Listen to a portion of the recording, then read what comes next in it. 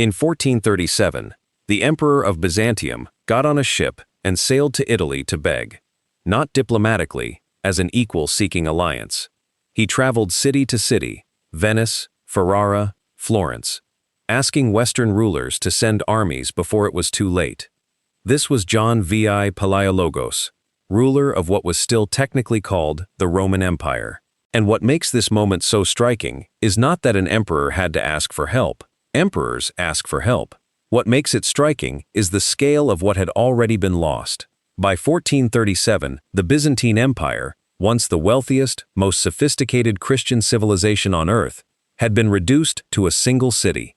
One city, ringed by an Ottoman Empire that controlled everything around it on every side for hundreds of miles. Constantinople was still standing, but it was a skull that had already had its brain removed. This is the story of how that happened, and why it took 100 years. The Byzantines, in the early 1300s, were diminished but not finished. Constantinople was still one of the largest cities in Europe, a metropolis of perhaps 500,000 people at its medieval peak, with trade networks, scholars, a proper navy, and walls so formidable that they had held for 1,000 years. The empire had lost most of Anatolia, what we now call Turkey, to various Turkish powers over the previous 2 centuries, but it still controlled significant parts of Greece and the Balkans, key islands, and critical ports. It was smaller than it had been. It was poorer, but it was functional. The Byzantines had survived Persian sieges, Arab sieges, Bulgarian invasions, and, most devastatingly, the sack of their own city by the Fourth Crusade in 1204, when Western Christian armies turned on the Eastern Christian capital and looted it for 3 days. That wound never fully healed, but from it, remarkably, the empire had recovered. And that recovery meant something important. The argument that Constantinople was impregnable wasn't just tradition. It was a case built on actual evidence. The walls had never been taken from the outside. The city's position on a narrow peninsula, with sea on 2 sides, made effective siege nearly impossible without total naval supremacy. And Venetian and Genoese merchants had so much money invested in Constantinople's commerce that Western Europe had a real financial interest in keeping the city alive. If you had looked at Byzantium in 1320 and had to make a bet, does this empire last another 100 years? You could have said yes with a straight face. The first crack appeared in 1341. The emperor died and left behind a 9-year-old heir, and within weeks the empire had fractured into civil war over who would control the regency. Power struggles after the death of rulers happen everywhere. This was not unusual. What made this one catastrophic was the decision made by John Cantacuzenios, the main rival claimant. He couldn't beat the other faction with Byzantine troops alone, so he invited the Ottoman Turks across the Bosphorus, the narrow strait separating Europe from Asia, to serve as mercenaries, not as conquerors, as hired soldiers to help him win a domestic power struggle. They came. They helped him win, and then they looked at the Balkans and started making plans. Cantacuzenios eventually got his throne. The Ottomans did not leave, and that same year the Civil War formally ended. 1347, the Black Death arrived in Constantinople. The city lost somewhere between 1/3 and half its population in the first outbreak alone. Plague doesn't just kill people. It destroys the economic activity that funds armies, navies, and maintenance crews for 1,000-year-old walls. Tax revenues collapsed. Merchant activity dried up.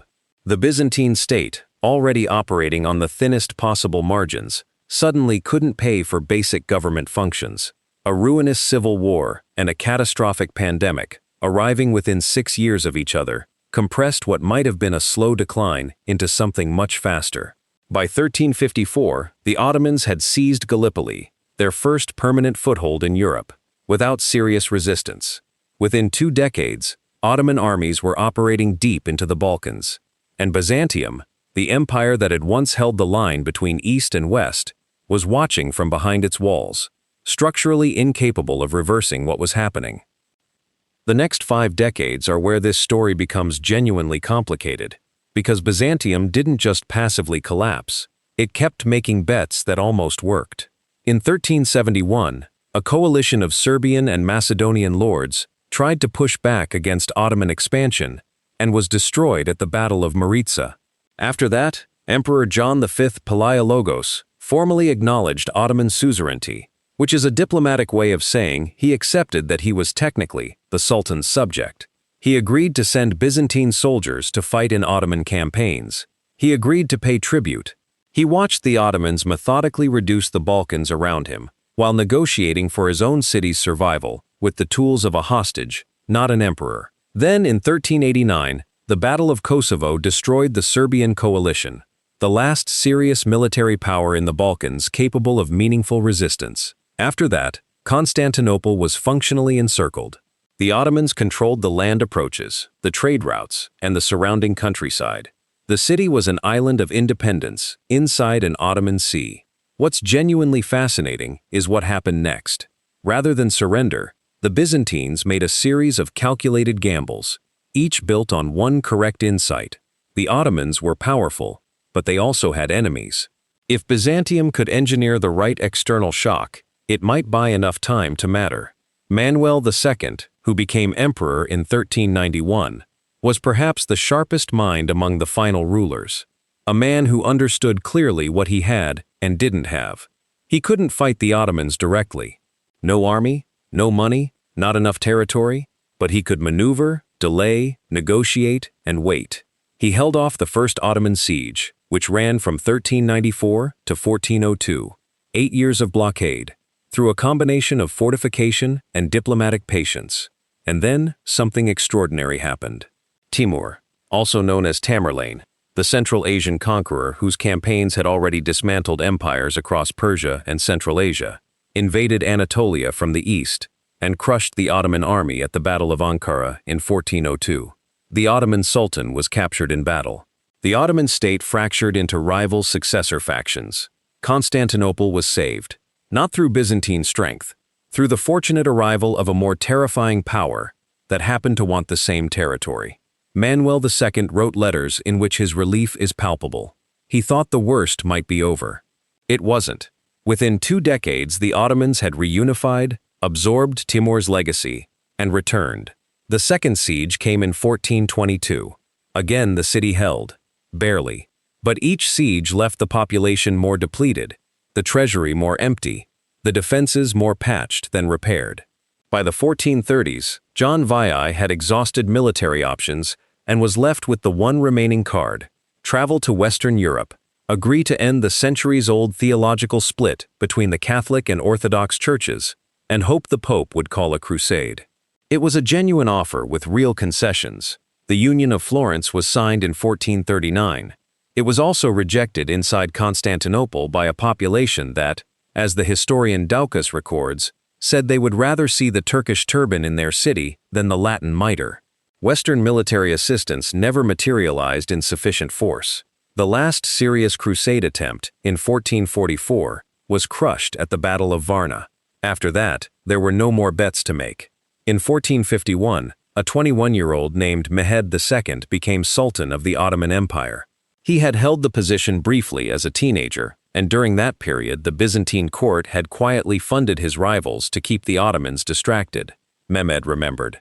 His first act as Sultan was to receive the Byzantine ambassador with courtesy and then communicate, clearly, that he was going to take Constantinople. He spent 2 years preparing in a way no predecessor had managed. He commissioned the largest cannon the medieval world had ever produced, designed by a Hungarian engineer named Orban, who had first approached the Byzantines, been told they couldn't pay him, and then accepted an Ottoman contract. The cannon fired stone balls weighing over half a ton and could reduce ancient walls to rubble. It just needed hours to reload between shots. But Mehmed had smaller cannons for continuous fire and the patience to use them.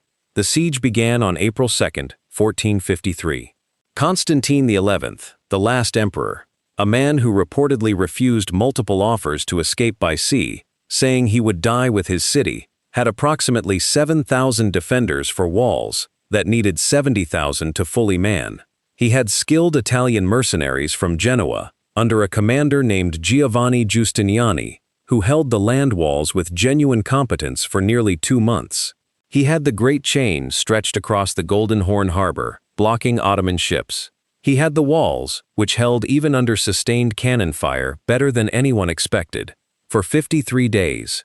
Then on May 22nd, a lunar eclipse plunged the city into darkness, and an already exhausted population read it as an omen. Fog rolled in on May 26th, and before dawn on May 29th, Mehmed ordered the final assault. The first two Ottoman waves were repelled.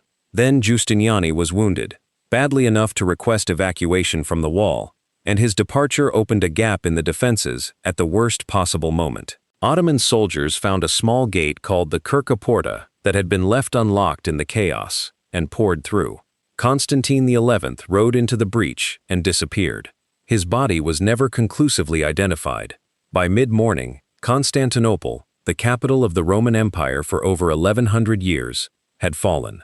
Mehmed entered the city on horseback, rode to the Hagia Sophia, the greatest church in Christendom, and prayed there.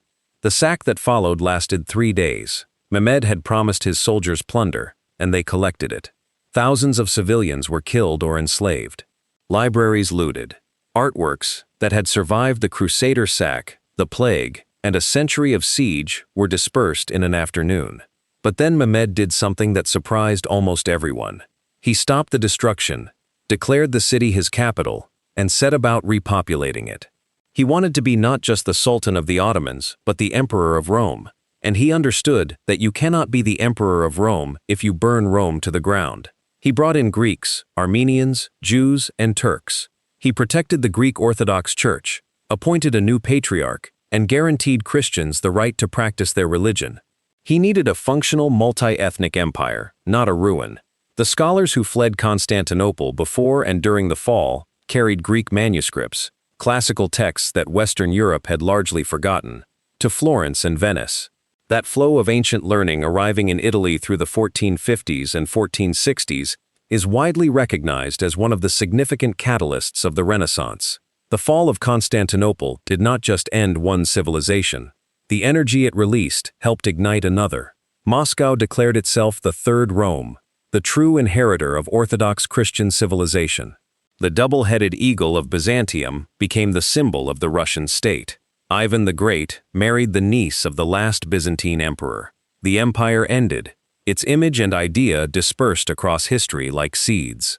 Here is what's easy to miss when you study Byzantium's final century. We tend to tell this as a story about military defeat, about walls breached, armies routed, a city taken. But the Ottoman army was not what actually ended the empire. What ended it was an inability to solve a specific political problem over the course of 100 years. How do you build an alliance with people who fundamentally distrust you? The Orthodox population of Constantinople would not accept Western military help because accepting it meant surrendering their religious identity, the one thing that still defined them as distinctly Byzantine. The Catholic West would not provide unconditional help without that theological submission. Both sides were, by their own logic, completely correct about what they were protecting. And so the city died in a standoff between two groups of people who each refused to compromise on the thing they valued most, with an existential threat closing in on both of them. That dynamic, an existential threat present, allies available, an ideological gap too wide to bridge in time, is not a medieval problem. It is a permanent feature of how coalitions fail and civilizations fall. The Ottoman cannon broke the walls, but what really broke the empire was 100 years of being unable to answer one question: who do you become when survival requires becoming someone else?